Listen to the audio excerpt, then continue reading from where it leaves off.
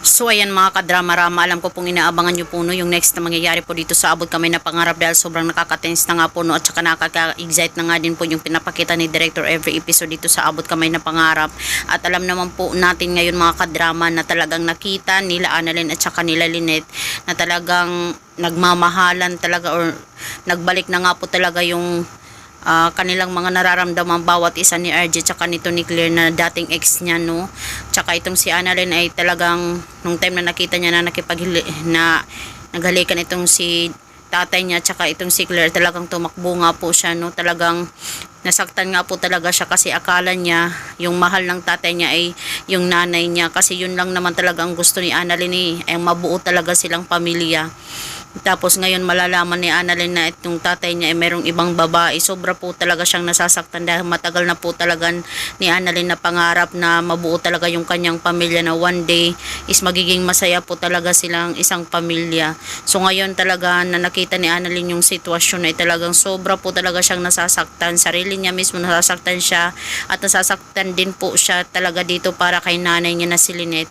Dahil alam naman po talaga natin mga kadrama na hanggang ngayon mahal pa rin talaga ni Lynette itong si RJ. Kaya lang nga po nung time na tinanong siya ni Claire kung may nararamdaman pa siya, talagang hindi sinabi ni Lynette yung katotohanan, yung nararamdaman niya dito kay Carlos. Alam naman po natin mga kadrama na mahal pa rin talaga ni Lynette itong si RJ. Hindi lang nagpapakipot lang kasi si Lynette tapos ngayon nasasaktan si Lynette nung time na nakikita niya itong si Claire at saka si RJ. Nagsiselos talaga siya ng sobra-sobra, diba? At lalong-lalo na din itong si Moira, diba? Nagsiselos din siya dahil mahal niya rin po talaga si RJ.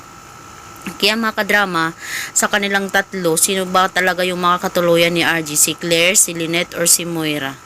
Diba? Alam naman po natin na itong si Moira ay wala ng pag-asa. Itong si Lynette na lang talaga at saka si Claire. Sana nga po talaga ay hindi na anuhin pa talaga ni Director no, kasi sobrang naman akong nasasaktan para kay Annalyn dahil yun lang naman talaga ang pangarap niya, na mabuo talaga yung pamilya niya, diba? Tas ngayon yan pa yung magiging sitwasyon, kaya nagagalit talaga ito si Lynette kay tatay niya na sa mga ginagawa nito sa kanila, na talagang sobra siyang nasasaktan.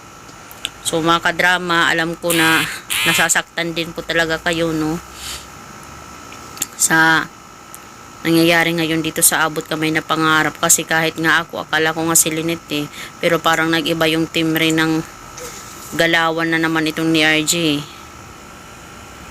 Parang iba na naman yung ito kasi yung role ni Claire dito sa Abot Kamay na Pangarap, na akala ko nga ay okay na siya na ipabuhaya dito kay Lynette, pero pabor din naman ako kay Claire kasi tinanong niya si Lynette tapos yung time na wala siyang nararamdaman, di meron pag-asa si Claire. Kaya yun ang sinabi ni Claire, na magbalikan talaga sila kung ano man yung nakaraan nila. So yun lang po mga kadrama. Don't forget to please like, share, and subscribe my channel. Thank you for always watching my video. Abangan!